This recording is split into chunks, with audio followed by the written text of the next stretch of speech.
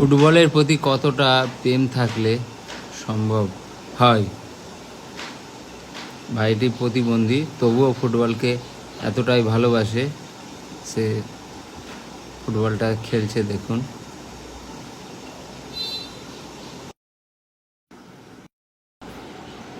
এই ভিডিওটি ক্যামেরাবন্দি করা হয়েছে কৃষ্ণনগর ঘূর্ণি ঘরামিপাড়া তুফান সংঘের মাঠ থেকে। এটি টুর্নামেন্টে